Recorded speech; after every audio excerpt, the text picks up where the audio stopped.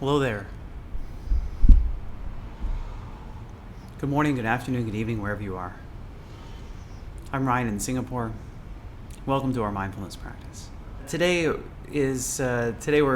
continuing the talk about mindful movement. So, I just to kind of go back to where we were. Mindful movement is it's quite simply being mindful while we move.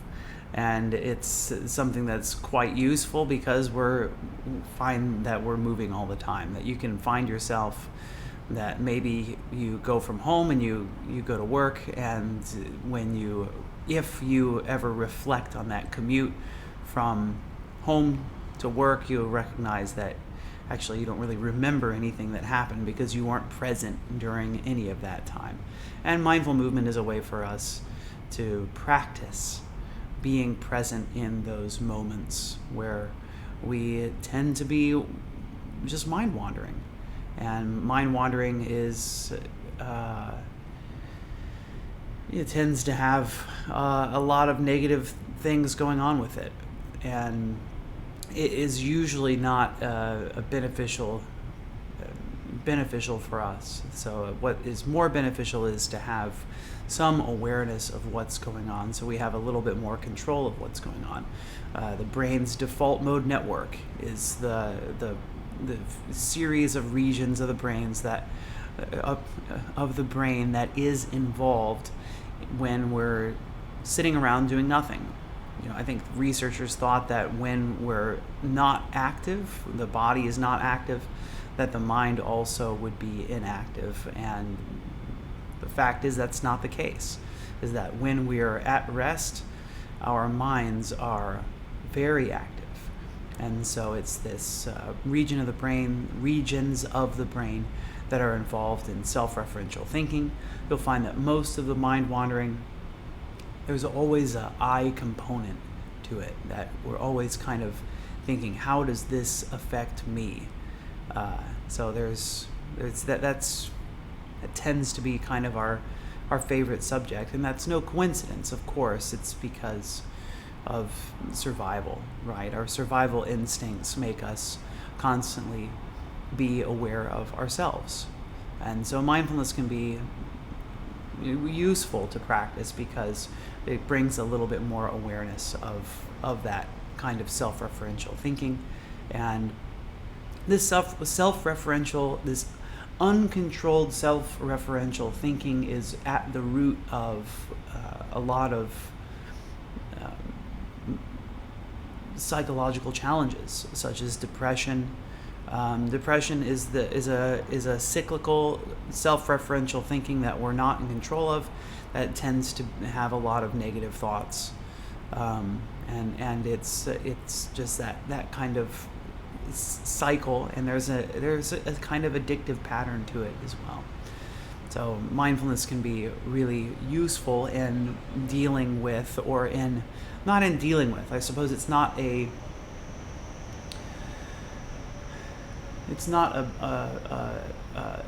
something that treats the symptoms. It's something that treats the cause. So I think one of the issues with people who suffer from depression and anxiety that practice mindfulness discover that sometimes our symptoms get worse before they get better, because as we bring a high degree of awareness to what's going on, that can actually intensify the symptoms, at least for a period of time. So I've got my guest star is probably going to walk through this side of the frame here. That's Frank. So this topic on mindful movement. Why do we practice mindful movement? Like I mentioned last time, one of the reasons, and mentioned earlier, one of the reasons that we move a lot, it's useful to practice in a dedicated way mindful movement so that we can, while we're moving around, more easily be mindful and drop into a mindful state. Secondly, being still can sometimes be really challenging. And so mindful movement can be helpful for people who find themselves really struggling to practice in stillness. So I mentioned last time some of the benefits, why we practice in stillness versus why we practice in movement. No need to repeat those here today. The real topic today here is, why do we end a movement practice? You'll find that most mindful movement sometimes is called yoga, which is not, today the word yoga may have different connotations, so that's kind of why we might call it mindful movement instead. So why do these kind of practices end with a short period of time where we lie down? The answer to this is a lot kind of happens inside of our bodies, right? So we're moving, we see through our mindfulness the consequences of that movement. So maybe we notice that the pace of the breath increases a bit, or maybe we can notice that our heart rate increases. Maybe we notice perspiration is starting to happen. So what we can see that as it's going up, as our activity increases, we can see our bodies increasing in activity. So noticing warmth in the muscles as well. So the question is now, when I stop that activity, what happens? And so if we just immediately finish our mindful movement practice and quickly move on to the next thing, then we kind of miss out on that opportunity to see and watch the body go back to its state of rest. And so this is really why it's useful to do that, is to see both directions. So starting from rest, increasing the movement of the body, increasing the energy of the body, and then when we're finished, letting that come back to rest. So as we lie down at the end of our practice, notice what happens to the pace of the breath. Notice what happens to the heart rate. Notice what happens to the temperature of the body. Notice what happens to the state of the muscles as well. You can maybe feel your muscles relaxing too. So we do a few movements to kind of get the body active, and also sometimes warming up can help to release tension. And so then after all of that movement's done, let's see what happens afterwards, and that's quite useful sometimes. And in fact, when I teach mindful movement, especially the lying down yoga version, if you haven't listened to my recording on Insight Timer, I have I think a 45-minute lying yoga track. What I try to do in that track is, between every posture, have a short period of rest, so that we can notice what was the consequence of that action directly, and then can I feel that whatever's going on in the body is not constant, right? We're taking in air, we're letting air out, right? Unless you're holding your breath intentionally, there's always some kind of transition that's going on in the body. And so this is the case as well with every single posture that we do, every physical action that we take, as our energy is either increasing or decreasing. There really isn't a period where everything is completely constant. So everything is changing. And so when one posture ends and the next posture begins, we can even take a small break between those two and watch the energy level change in those times. So this really is the main purpose of resting at the end. And sometimes the Sanskrit word in yoga is savasana. In yoga, and which means the corpse pose. So lying like a corpse. And I'll guide you through how to do that if you're not familiar with the posture. In fact, that's how we're going to begin today. We'll begin and end in the corpse posture, and we'll do a little bit of mindful movement in between, so that we can watch the energy level increase and decrease as we do the practice. So you can see I have a yoga mat here. If you like, get your own yoga mat out. Find something that is going to protect you from the hardness of your floor if you have a hard floor. A thick rug could do the trick. You could potentially practice on your bed, or a sofa, but I would kind of recommend against that because it might be a little bit too relaxing. So let's go ahead and get into our practice.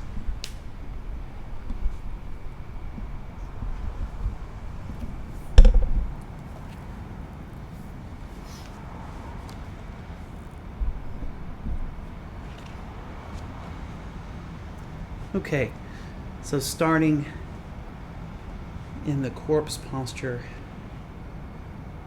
So what's that look like? Arms alongside the body, not touching the body. Palms open toward the ceiling or the sky. Feet gently falling away from each other.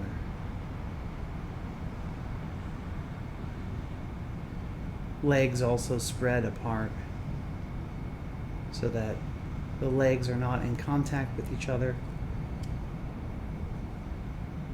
So each part of your body is independent.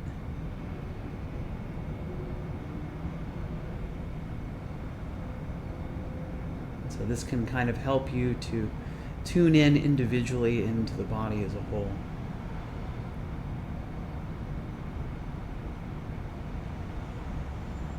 So take a moment to notice what it feels like to be lying here.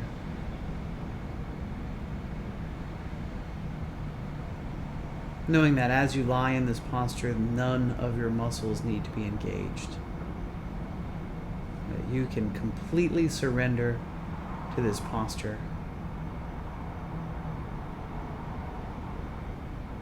Lying like a corpse.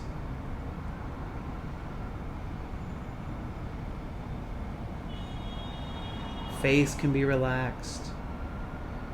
Shoulders and arms can be relaxed. The neck can be relaxed.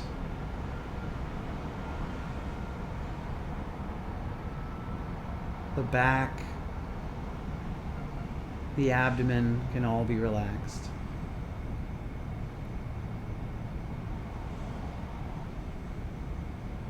The pelvis, the legs, the feet, just noticing the entire body as a whole, lying here right now.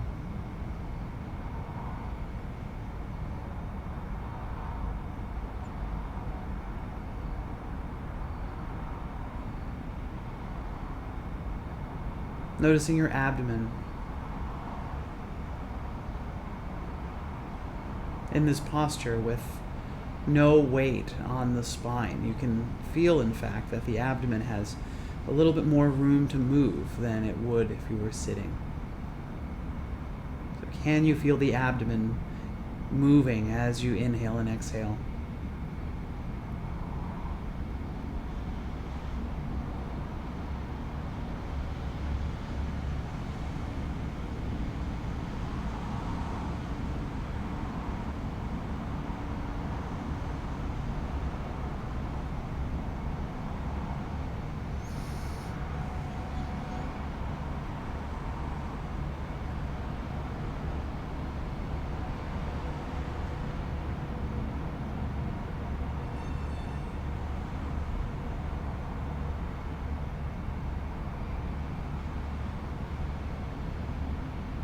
Notice the heart rate as well if you can.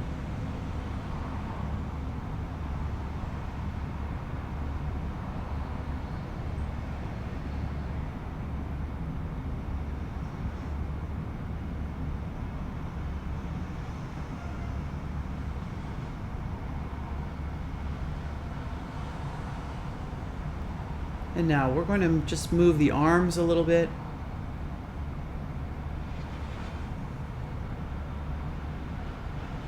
So after you complete your next exhale, on your next inhale, slowly bringing the arms up, straight arms.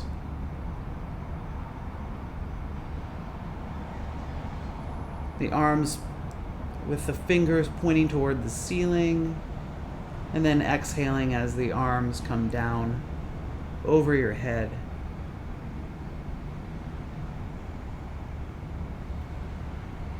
Slowly doing it so that you notice the sensation when the arms reach the ground over your head. Now feeling what the body is feeling like.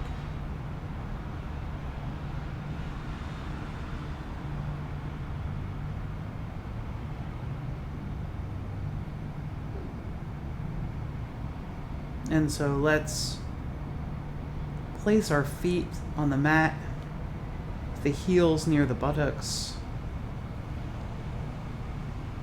knees toward the ceiling. And so we'll just do a few pelvic tilts. So first, noticing the sensation of the lower back. Is there any tension here? Then on your next exhale, rocking the pelvis so that we press the lower back into the mat. Flexing the abdominal muscles. Inhaling, pushing the tailbone down into the mat, arching the back. Exhaling, switching, flexing the abdominal muscles, pressing the lower back into the mat. Inhale, tailbone into the mat, arching the back. Exhale. So continue at your own pace, synchronizing the rocking of the pelvis with the breath. So as we exhale, pressing the lower back into the mat. As we inhale, rocking onto the tailbone and arching the back.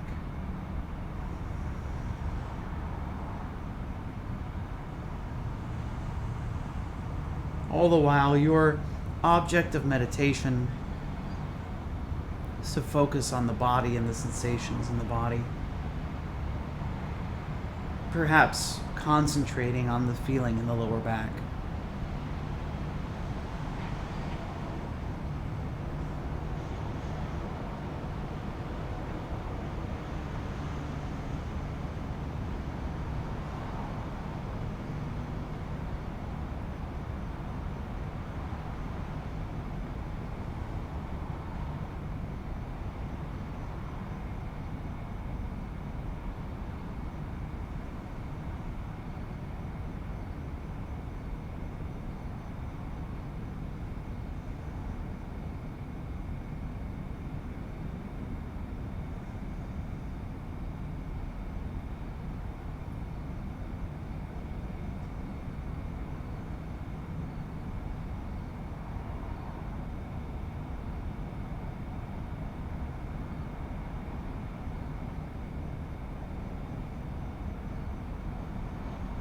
And then after your next exhale, coming to rest, relaxing.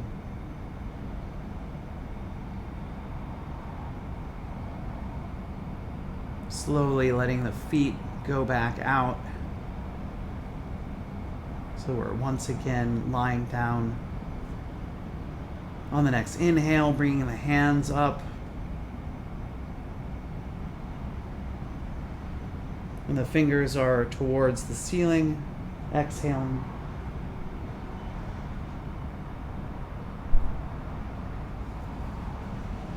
And when the hands reach the floor, relaxing back into corpse posture.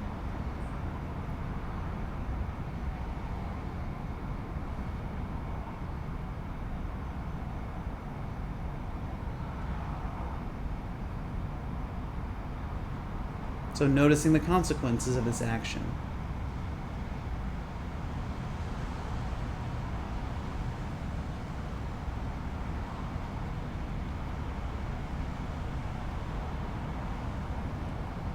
Can you feel the pace of the breath is different?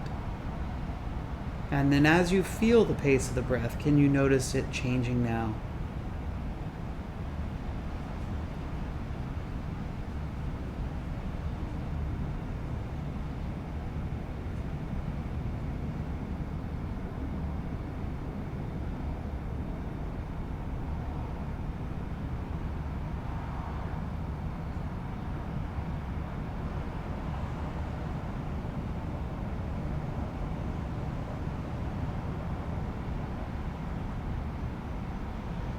And now, on your next inhale, see if you can, using your abdominal muscles, bring your knees towards your chest. And then you can take your hands and place your hands behind the thighs. Or if you like, you can wrap your hands around your knees and just rock side to side. Maybe bring your head up towards your knees. And do a few just rolling. See if you can make little circles, kind of massaging the back of the mat.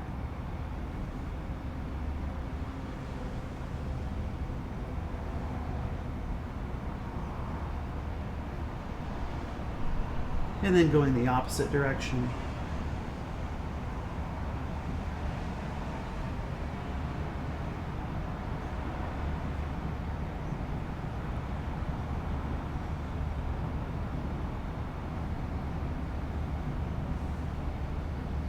And then lowering the head back down.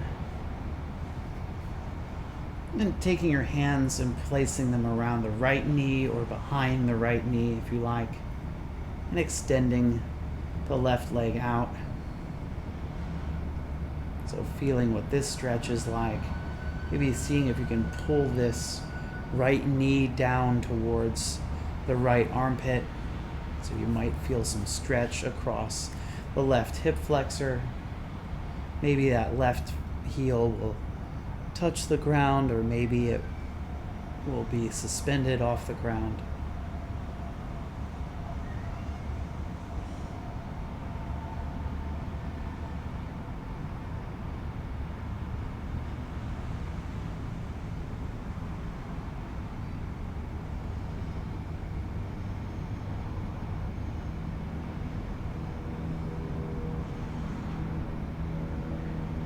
And then switching, so extending the right leg out, bringing the left leg in.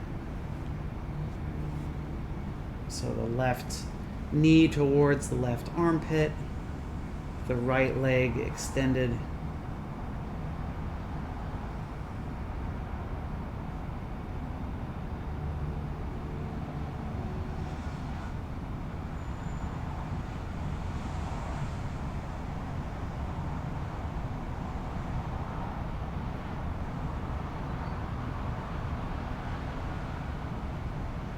And then when you're ready, letting go of that right leg or that left leg and extending the legs back out. Coming into our corpse posture again.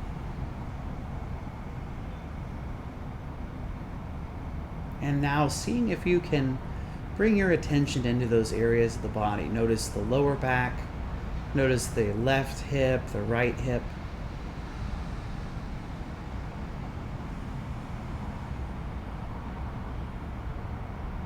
Notice the state of mind, the state of body, state of emotions. Has anything changed?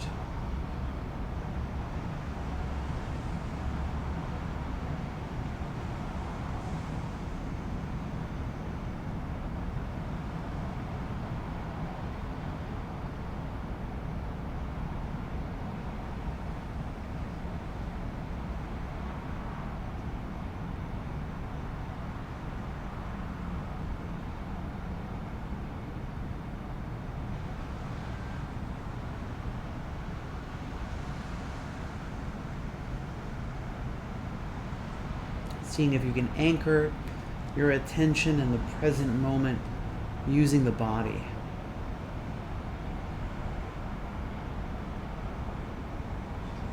So not mind wandering, but instead really investigating the body. So what does my left hip feel like right now?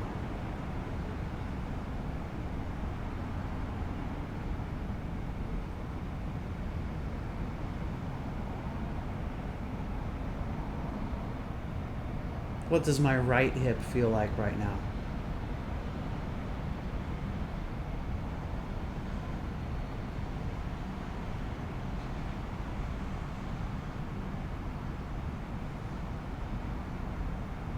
Can I feel the buttocks pressed against the mat or the cushion or the rug or whatever you're on?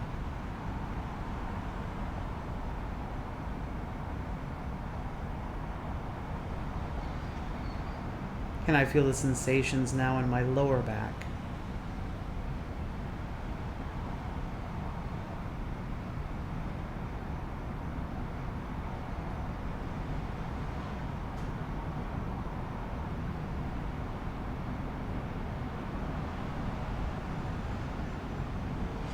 And now, how about the heart rate?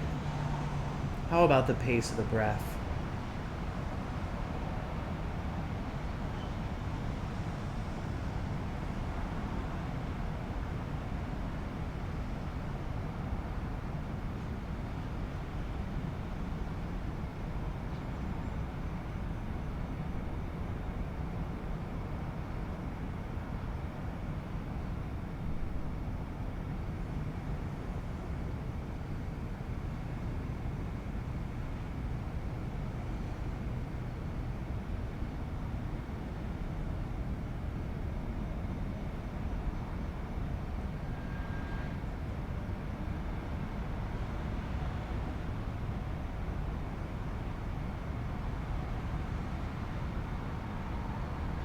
The state of the mind, the state of the body is constantly changing. Can you be aware of it?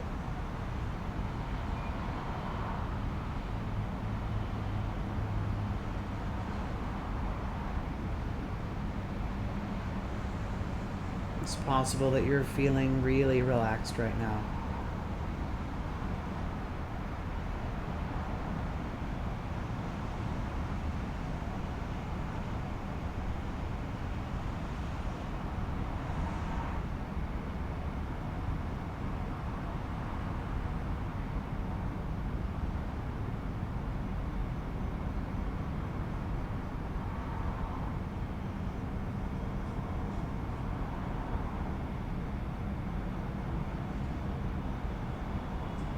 So if you've forgotten what we're doing, start turning your attention to the breath, to the heart rate.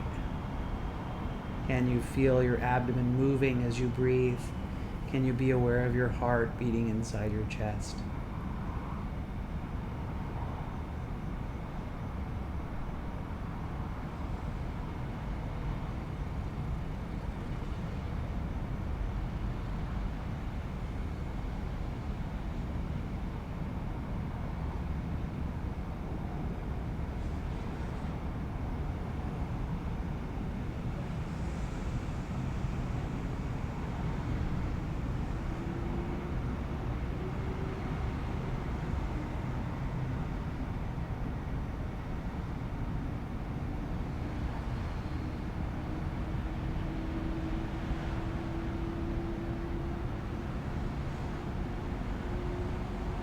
And then whenever you're ready, let's transition out of our period of formal practice, maybe by wiggling the fingers and toes, moving the head from side to side.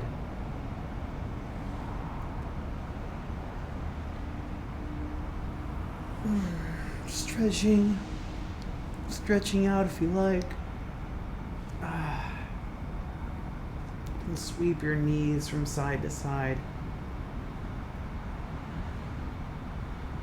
Feel the lower back, and then letting your knees drop to one side, and slowly pressing yourself back up.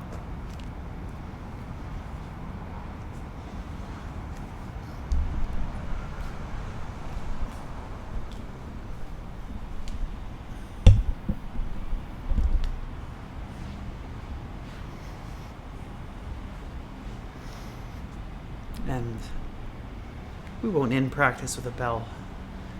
Instead, just letting practice end like that.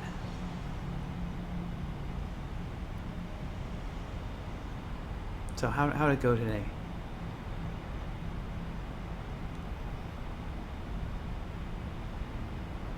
What did you think of this this kind of mindful movement? And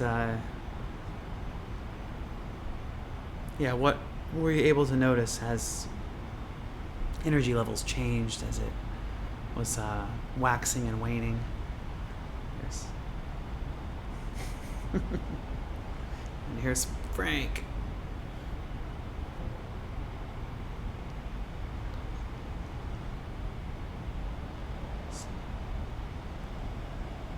This is Frank's happy face.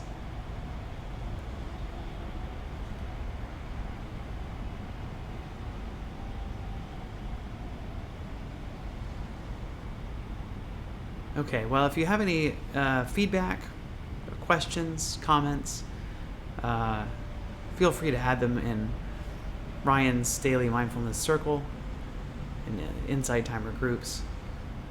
So I hope you had a useful practice today, and I hope that it also can help to teach you how to be more mindful as you're moving throughout your day. Thank you, Leah.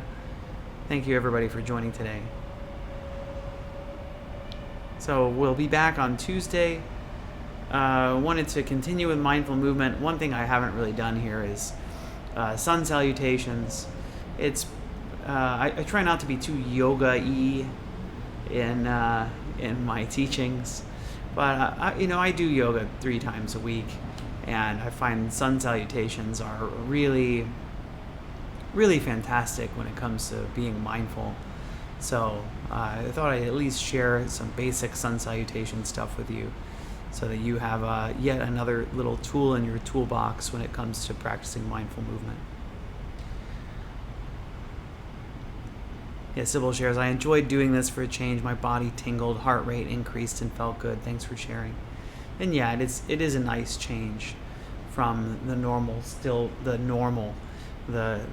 still practice that I tend to do here. And I think the reason, just for your information, the reason I do still practice as the primary mode of teaching here is because I find that most people have a really hard time doing a practice in stillness. Whereas if there's a yoga teacher telling you what to do, that tends to be, and you're moving around, that tends to be a lot easier than sitting still. So just kind of want to offer that alternative for most people, so that you have a way to practice in stillness, but also have somebody leading you, so that it's maybe a bit easier to stay on task. Cece says, I often do stretching when we do the meditation. Thanks, Cece, for sharing. Okay, thanks everybody for being here. I'll be back on Tuesday to do sun salutations, and I look forward to seeing you then. So take care. Let's send our well wishes out to each other. So this also is just something that I think is a good habit to get into. Kind of inclining the mind to kindness. So follow along if you like. May I be happy and peaceful. May everyone here today, watching, listening, wherever you are, I wish you all happiness and peace. May all sentient life throughout the universe, including those who have not yet been born, I wish everyone happiness and peace.